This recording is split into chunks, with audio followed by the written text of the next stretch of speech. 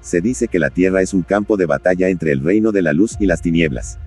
A lo largo de los siglos, ambos reinos han librado batallas mortales.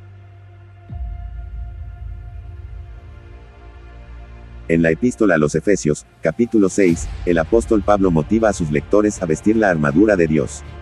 El objetivo, estar firmes contra toda acechanza del diablo. Hoy más que nunca debemos obedecer la encomienda, hacer uso de la auténtica armadura de Dios, y así librar la batalla en contra del reino de las tinieblas, en el verdadero campo de batalla. A través de este estudio aprenderemos a descifrar este pasaje bíblico, a conocer lo que Pablo pretendía comunicar a los efesios, y cuál es el verdadero rol del cristiano en la guerra en contra del reino de las tinieblas.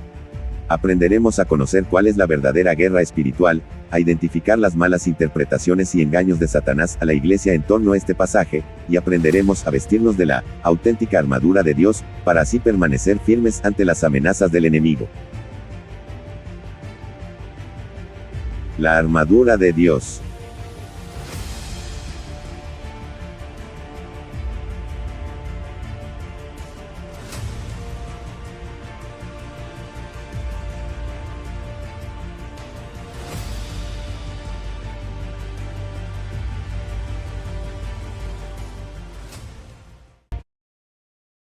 Por lo demás, hermanos míos, fortaleceos en el Señor, y en el poder de su fuerza.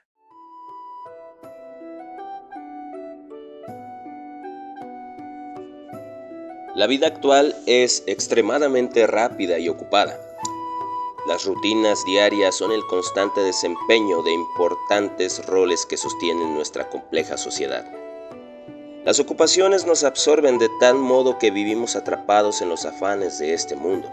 Sin embargo, en este entorno industrial y comercial en que nos movemos dentro de nuestra sociedad, el reino de las tinieblas también esparce la maldad, filtra toda clase de corrupción y busca a toda costa el control a través de diferentes medios.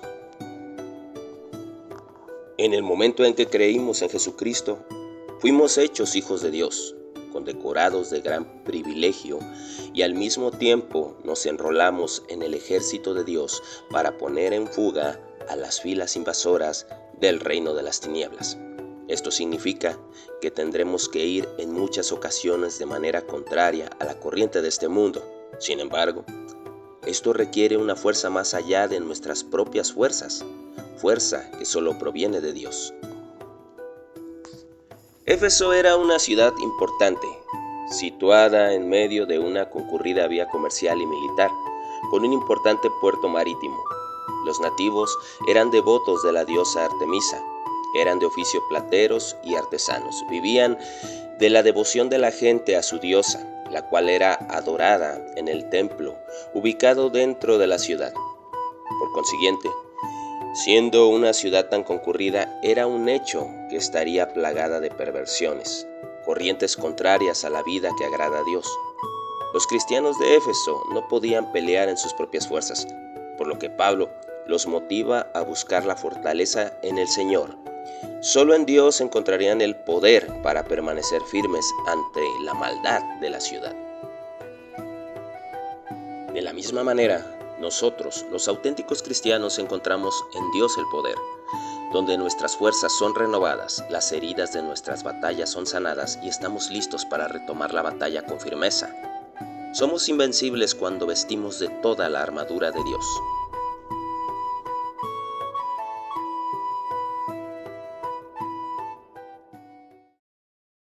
Vestíos de toda la armadura de Dios, para que podáis estar firmes contra las acechanzas del diablo. Hoy en día, Satanás, el gobernante del reino de las tinieblas, se ha encargado de engañar a los cristianos para mantenerlos al margen de esta guerra y hacerlos inútiles, enviándolos a campos de batalla inexistentes. Existen grupos religiosos y sectarios que han interpretado de forma incorrecta este pasaje y han logrado que sus falsas enseñanzas se filtren entre los verdaderos cristianos.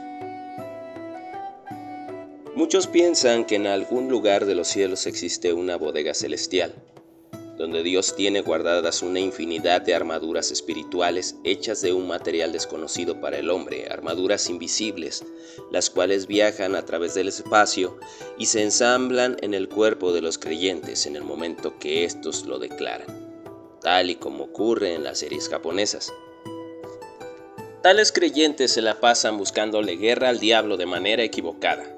Declaran frases que más bien parecen conjuros, hacen movimientos místicos, hacen uso de espadas de juguete y otros objetos a los que les atribuyen un poder simbólico. Lanzan golpes al aire como si tuvieran superpoderes y piensan que de esa manera el diablo huirá. Aseguran que muchas de las cosas malas que les ocurrieron es porque no se vistieron con la armadura de Dios para comenzar el día y viven haciendo guerra contra seres imaginarios. Viven atrapados en un misticismo infructuoso que, lejos de liberarlos, los ata a una vida sumergida en la superstición. Pensar de esta manera es atentar contra la madurez del creyente, es atentar en contra de la paz que Dios ha depositado en cada uno de nosotros, pues Él tiene absoluto cuidado de sus soldados. Es interpretar de manera infantil el pasaje bíblico. Por lo tanto, para comprender la verdad central de Efesios 6, 10 al 20, es absolutamente necesario despojarse de toda obstinación, así como de toda postura mística y de cualquier pensamiento infantil. Si logramos hacer a un lado cualquiera de estos estorbos mentales, entonces estaremos listos para conocer la verdadera enseñanza de este pasaje. Cuando el apóstol Pablo escribió esta epístola, fue necesario que éste eligiera una ilustración para llevar a sus lectores a comprender el verdadero mensaje que Dios quería transmitir. Pablo se inspiró en torno al ambiente cultural que Éfeso vivía en ese entonces. Era muy común ver desfilar legiones de soldados romanos equipados con sus lóricas segmentatas, armaduras hechas de láminas de bronce, diseñadas para proteger a su portador en combates cuerpo a cuerpo. Es posible que, siendo griegos, los efesios crecieron con la influencia del héroe Aquiles, quien vestía una armadura celestial fabricada por Hefesto, según el famoso escritor Homero. Ante tal influencia literaria y militar, Pablo posiblemente se vio motivado a utilizar un recurso literario llamado alegoría, la cual definiremos de la siguiente manera. La palabra alegoría tiene un origen griego que significa figurar. La alegoría es un recurso literario que explica una idea representándola a través de símbolos, objetos o seres vivientes. La alegoría pretende dar una figura a una idea abstracta, para que ésta pueda ser comprendida de mejor manera al usar una serie de metáforas, por lo que a la alegoría también se le conoce como metáfora continuada. Autores como John Bunyan, Robert Fisher, entre otros, se valieron de este recurso literario para escribir sus ingeniosas obras. En concreto, cuando el apóstol Pablo motiva a los efesios a vestir la armadura de Dios, no se refería literalmente a una armadura de metal, tampoco a una armadura espiritual, sino más bien hablaba en sentido figurado. Al referirse a la armadura de Dios, el apóstol Pablo se refiere a la presencia de Dios, andar todo tiempo en el Espíritu, buscar en todo tiempo la cobertura de Dios, como él mismo escribe en la epístola a los Romanos en el capítulo 13, verso 14, donde exhorta a sus lectores a no vivir para los deseos de la carne. Más bien los motiva a vestirse de Jesucristo como quien se viste de una armadura.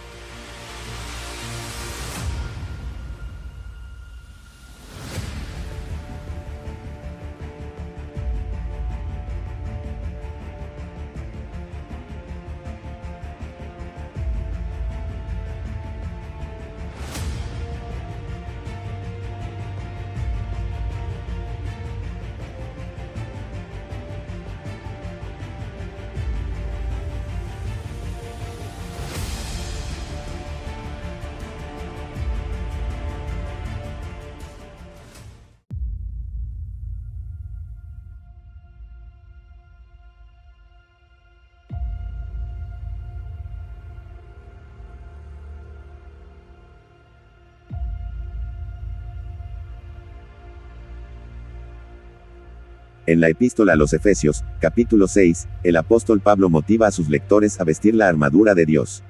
El objetivo, estar firmes contra toda acechanza del diablo.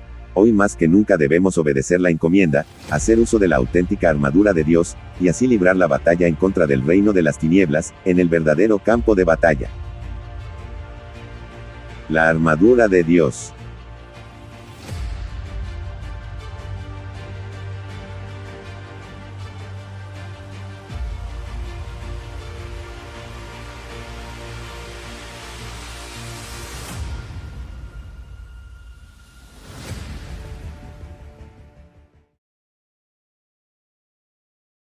Porque no tenemos lucha contra sangre y carne, sino contra principados, contra potestades, contra los gobernadores de las tinieblas de este siglo, contra huestes espirituales de maldad en las regiones celestes.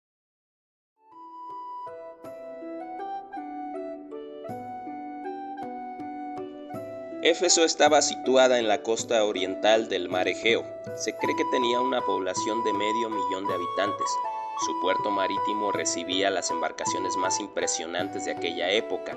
Su calle principal era de 11 metros de ancho por más de medio kilómetro de largo, hecha de mármol. A sus orillas había muchos negocios. Sin embargo, su principal atractivo era el gran templo de la diosa Artemisa, también llamada Diana. Esta era adorada como la diosa de la luna. La prostitución era parte de los rituales practicados en el templo de Artemisa. La predicación de Pablo disminuyó la popularidad de Artemisa. Esto provocó disturbios por parte de los artesanos que fabricaban imágenes de la diosa. La oposición al evangelio en Éfeso fue grande. A través de la predicación del evangelio hubo personas liberadas de espíritus malignos. Los que habían creído en el evangelio y habían practicado la magia quemaron sus libros de hechizos que eran de muchísimo valor. Esta es la verdadera guerra espiritual. Pablo se limitó a predicar la palabra, a orar por los enfermos, a echar demonios en el nombre de Jesucristo. No irrumpió en el templo para destruir la estatua de Artemisa, no realizó ningún ritual místico, solo predicó la palabra con el poder del Espíritu Santo. Suena muy emocionante pensar que pudiéramos invocar una armadura invisible. Eso quizá nos haría sentir como auténticos caballeros. Sin embargo, la realidad es muy diferente.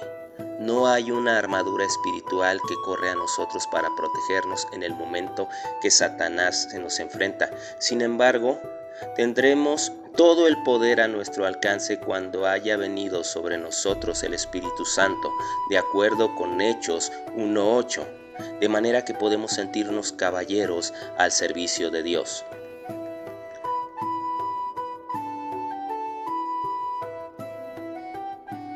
Al referirse a carne y sangre, el apóstol usa un recurso literario llamado metonimia, que es usar palabras sugerentes en vez de otras. Pablo usa este recurso para referirse a que no luchamos en contra de seres humanos como en otros tiempos ocurrió en el Antiguo Testamento. Más bien, nuestra lucha es en contra del reino de las tinieblas, los demonios que esparcen la maldad en este mundo. Tales seres malignos se mueven tras bambalinas desde la oscuridad.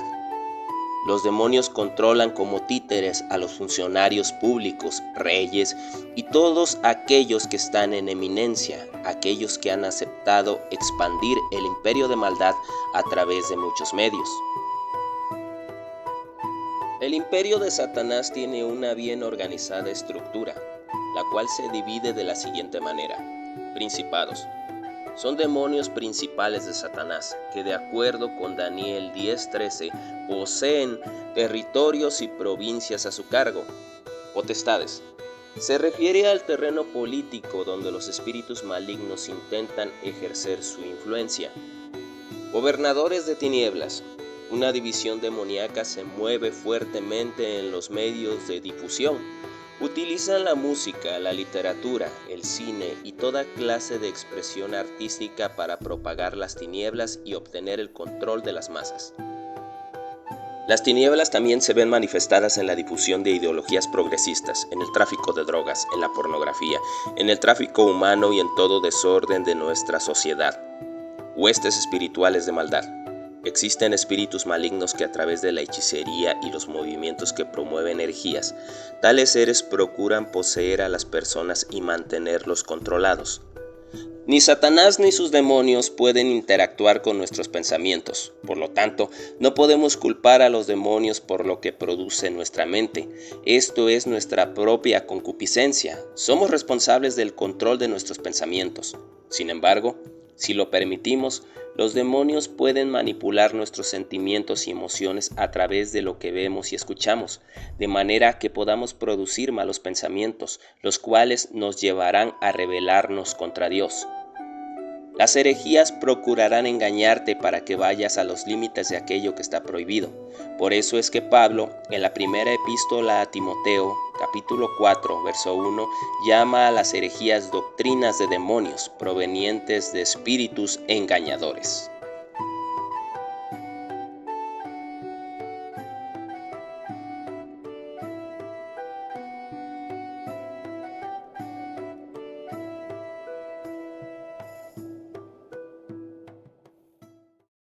Por tanto, tomad toda la armadura de Dios, para que podáis resistir en el día malo, y habiendo acabado todo, estar firmes. Según una popular publicación de Jack Thomas Chick de los años 80, el triunfo más grande de Satanás sería que nadie creyera en su existencia. Sin embargo, la obra del diablo se ve reflejada en los actos perversos de la humanidad, en las manifestaciones sobrenaturales de sus más cercanos servidores. Es un hecho irrefutable que Satanás existe y que como cristianos es nuestro deber hacerle frente. La única manera de hacerlo es vistiendo dignamente la armadura de Dios, o sea, ser revestido del poder, la protección y la presencia del Espíritu Santo en todo momento. Habrá una difícil batalla, pero solo lleno de la presencia de Dios podremos resistir al día malo, y cuando la tentación y la prueba se presenten, permaneceremos firmes.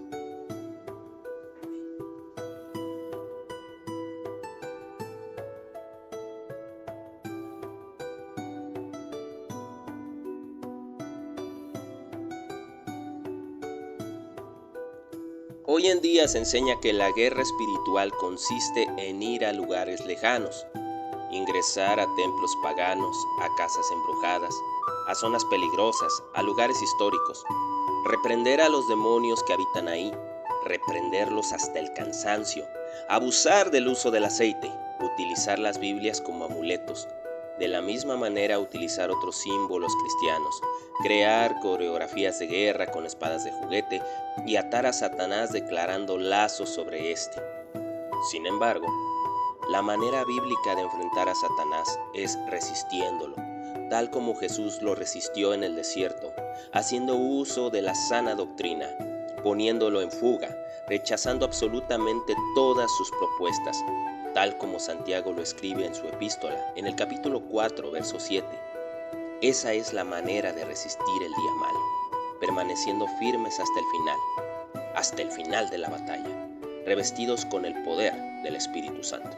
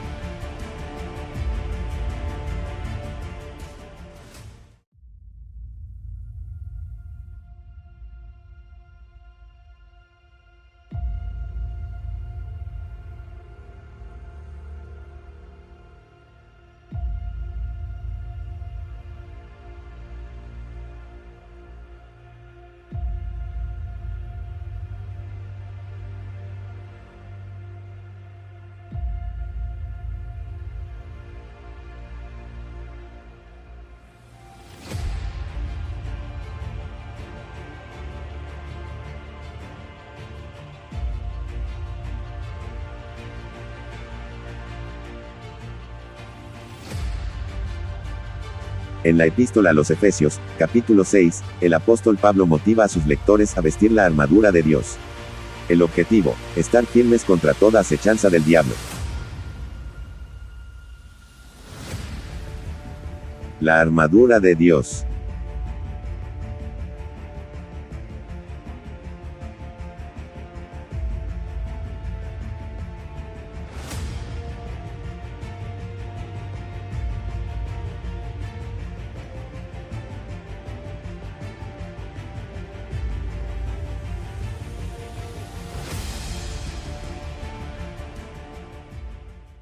Estad, pues, firmes, ceñidos vuestros lomos con la verdad, y vestidos con la coraza de justicia.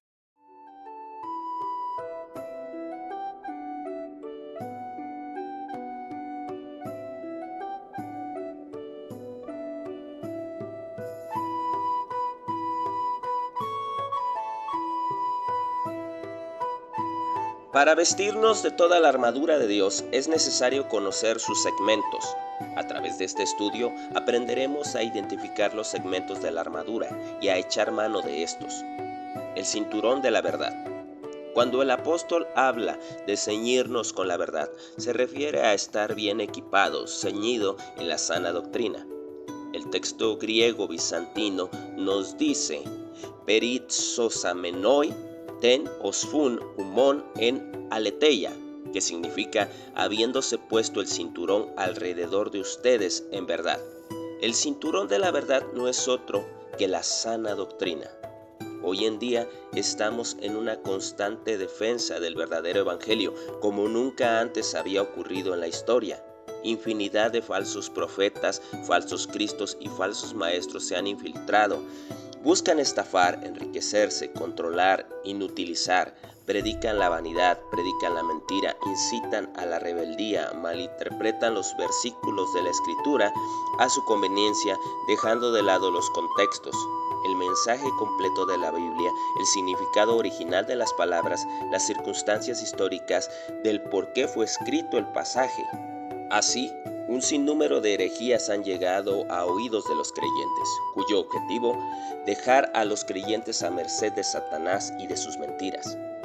El cinturón de la verdad nos ciñe con enseñanza de bases sólidas, de respaldo bíblico completo, el cual coincide perfectamente con toda la enseñanza de la palabra de Dios y no con enseñanzas aisladas y contradictorias. Sobre el cinturón va sujeta la vaina, la cual guarda la espada. En otras palabras, verdad, que es la sana doctrina, se respalda con la palabra de Dios. La coraza de justicia. Antiguamente la coraza cubría los órganos vitales del guerrero, de manera que éste podría sobrevivir a cualquier ataque moderado sin que fuera expuesto su corazón, sin que sus entrañas fueran derramadas por un corte en el estómago, sin que su espalda fuera traspasada. En medio de un mundo militar armado y cubierto de todo arte de metal, todo aquel guerrero que salía a la batalla sin su coraza era hombre muerto. La coraza de justicia no es otra que la gracia de Jesucristo, la cual nos reviste de perdón por el cual hemos sido redimidos. La paga del pecado es la muerte.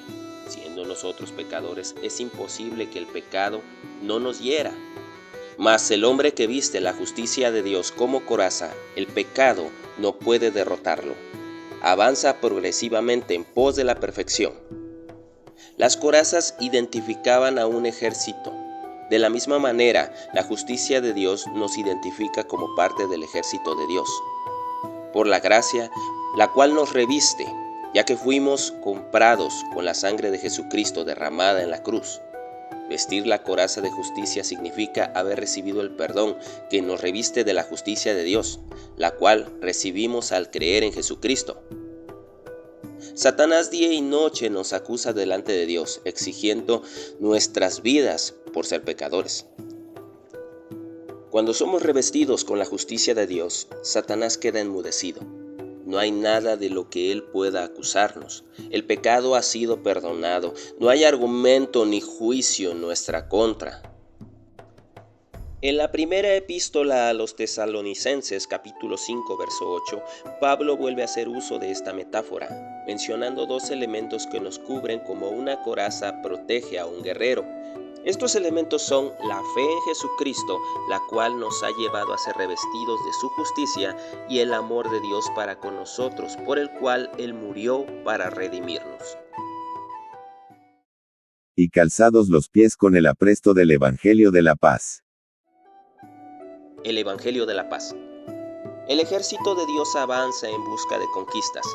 No es solo una defensa, no es vivir amurallados con temor al enemigo. El auténtico guerrero de Dios hace la verdadera guerra espiritual. La auténtica guerra espiritual no consiste en ir en busca de Satanás como si fuéramos cazafantasmas. No es utilizar símbolos cristianos como amuletos para contrarrestar la maldad. No es ir a reprender demonios a templos antiguos. Tales prácticas, además de ser herejías, son una verdadera pérdida de tiempo. Pablo sabía que el poder del Evangelio predicado oportunamente es suficiente para contrarrestar la maldad.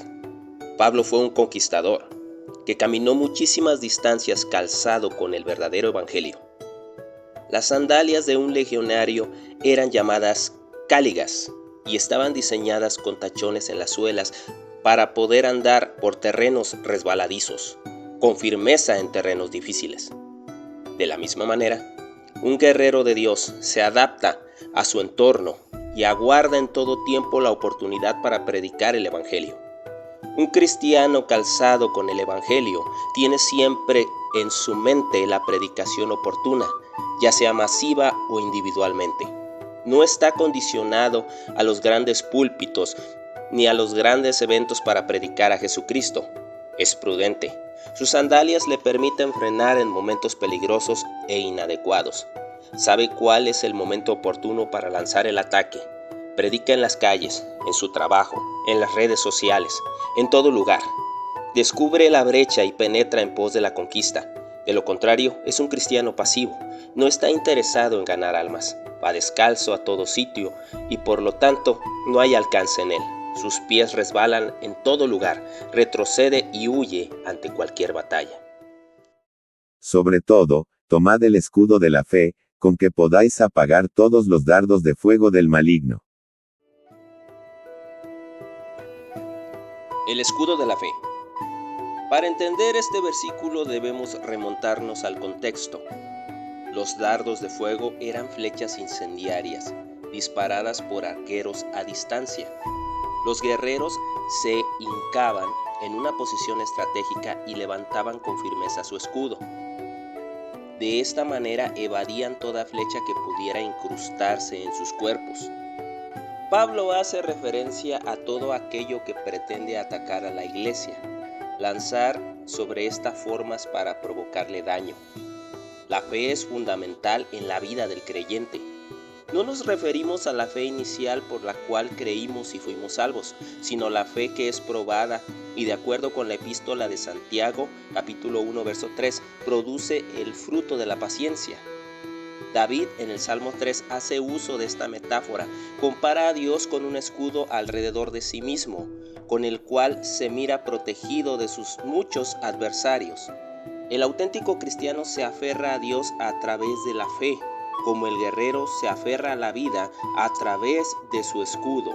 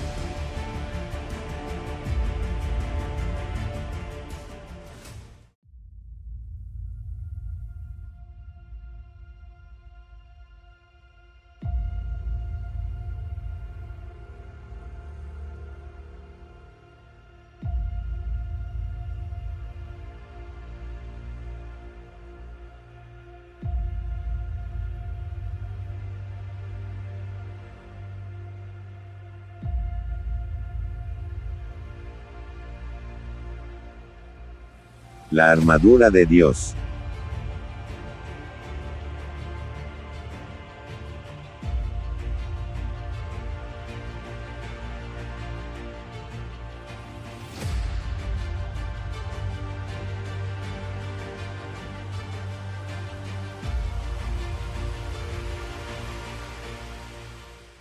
Y tomad el yelmo de la salvación, y la espada del Espíritu, que es la palabra de Dios. Estamos en la recta final de nuestro estudio, pero aún nos falta analizar dos segmentos de la armadura. El yelmo de la salvación. Primera epístola de Tesalonicenses 5:8 nos presenta el significado del yelmo de la salvación. Esta metáfora significa la esperanza de salvación. El yelmo o casco era fundamental en la batalla. En los cascos romanos sobresalían láminas traseras y a los costados que impedían que un golpe de espada pudiera decapitar al soldado. Los yelmos estaban bien reforzados para resguardar la cabeza, la parte vital de todo hombre. Así como el yelmo aumentaba la esperanza de vida en todo soldado, asimismo nosotros los cristianos tenemos la esperanza de vernos muy pronto como iglesia triunfante. De nada servía que un guerrero estuviera bien equipado si en la batalla perdía la cabeza por falta de yelmo. De la misma forma, de nada nos sirve haber militado en el ejército de Dios si no somos auténticos cristianos, si no hemos experimentado auténticamente la salvación, si nuestra esperanza está en los beneficios del cristianismo y no en el reino de los cielos. Mateo capítulo 7 versos 22 y 23 nos revela que en el día del gran juicio muchos dirán a Jesús: Señor, en tu nombre profetizamos, echamos fuera demonios, hicimos milagros, mas él responderá: nunca los conocí, apártense de mí, hacedores de maldad. La espada del Espíritu. Desde el Antiguo Testamento y el Nuevo Testamento, la espada de dos filos siempre ha simbolizado la palabra de Dios. En Jueces, capítulo 3, se hace alusión a la palabra de Dios. El juez Ahod se presentó ante el rey Eglón de Moab, diciendo: tengo palabra de Dios para ti. Posteriormente, descubrió un puñal de dos filos, aunque en algunas versiones dicen que era una espada corta, con la cual penetró al malvado rey, exhibiendo su interior lleno de suciedad. En la epístola a los Hebreos 4:12, el autor escribe sobre la palabra de Dios. La describe viva y eficaz, más cortante que una espada de dos filos, la cual penetra muy profundo, hasta los pensamientos, hasta el corazón mismo del hombre, exhibiendo su interior pecaminoso. Según la segunda epístola a Timoteo 3:16, la palabra de Dios es útil para enseñar, redarguir, corregir e instruir en justicia. La palabra de Dios es el arma del cristiano, la promesa. Fuera de la palabra de Dios no hay seguridad alguna. El diablo huye ante la palabra de Dios, se somete a esta. El diablo tiembla ante la declaración de Dios, no de la nuestra. Ante el decreto de Dios, no del nuestro. El diablo tiembla ante la voz de Dios y no ante confesiones positivas provenientes de nuestro corazón. Solo podemos apelar a la palabra de Dios, a su poder, al nombre de Jesucristo, pues su palabra es poderosa, infalible, la máxima autoridad de todo auténtico cristiano. Nada que diga ser profecía tiene poder alguno si no proviene del decreto de Dios. Todo aquel que viene de parte de Dios combate solo con la espada del Espíritu, interpreta la Biblia de forma correcta, predica solo la palabra de Dios sin manipular intencionalmente un solo versículo. Orando en todo tiempo con toda oración y súplica en el Espíritu, y velando en ello con toda perseverancia y súplica por todos los santos. A partir de este versículo, Pablo abandona la alegoría para encomendar una acción a través de un verbo conjugado en gerundio simple, orando. Del griego proseumenoi. Pablo no quería enseñar un concepto, sino encomendar una urgente necesidad. permanecer en oración. Orar es buscar a Dios fervorosamente. Esta oración debía ser llevada a cabo de la siguiente manera: en todo tiempo. Pablo encomienda a los efesios orar constantemente. Esto podría significar pequeños lapsos de tiempo al día en comunión con Dios. Debido a la ocupada que es la vida actual, es difícil tomar un tiempo generoso para orar, pero sí podríamos orar por pequeños lapsos de tiempo al día, haciendo buen uso de tiempos muertos durante el trabajo, orando en nuestra mente mientras nos ejercitamos, mientras caminamos al colegio, mientras lavamos, cocinamos y planchamos, mientras conducimos al trabajo, mientras vamos de compras, en fin, en todo tiempo. Con súplica en el Espíritu. Estar en el Espíritu podría significar una rendición total a Dios, permanecer sometidos. Hoy en día hay predicadores que se atreven a confundir la autoridad con la petulancia. Declaran conjuros como si esto se tratara de Hogwarts. Sin embargo, la verdadera autoridad consiste en estar sometidos a la voluntad de Dios. Dios no está obligado a someterse a nuestras declaraciones. Por lo contrario, nosotros debemos permanecer sometidos en el Espíritu a Dios. Velando en todo tiempo. Pablo no pretende evitar que sus lectores duerman literalmente, más bien los exhorta a evitar las distracciones. Por naturaleza, los seres humanos somos distraídos. Pablo encomienda a los efesios que aprovechen bien el tiempo para practicar la oración con mucha perseverancia. En intercesión. La oración va dirigida a interceder por necesidades de alta prioridad. Pablo comienza con la necesidad de orar por todos los santos, refiriéndose a todo el cuerpo de Cristo. Y por mí, a fin de que al abrir mi boca me sea dada palabra para dar a conocer con denuedo el misterio del Evangelio. Por último, el apóstol solicita a los efesios orar por su persona, por prudencia y valor para predicar efectivamente. Hoy en día debemos dirigir nuestras oraciones a todos aquellos que han sido enviados a las misiones. Las misiones deben ser fuertemente respaldadas por un cuerpo de intercesores que constantemente suplican a Dios en favor de aquellos que predican el Evangelio en lugares altamente peligrosos. Por el cual soy embajador en cadenas, que con denuedo hable de él, como debo hablar. Pablo hace mención de su condición en ese momento. Se cree que se encontraba preso en Roma y tal vez tenía temor, por lo que la iglesia de Éfeso debía reunirse para orar e interceder por Pablo ante el difícil momento que éste se encontraba atravesando. Conclusión.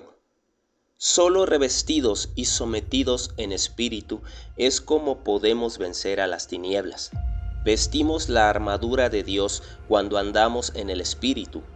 Todo aquel que anda en el espíritu es invencible, irreprensible, un digno rival frente al gobernante del reino de las tinieblas. Los demonios huirán, no podrán penetrar sus dardos de fuego.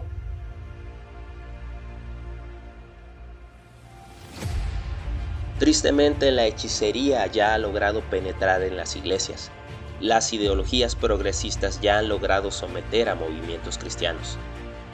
Cada día crece la apostasía.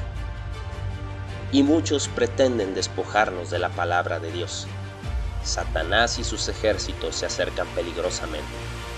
Mas la victoria ya es nuestra, pues Jesucristo ya ha vencido.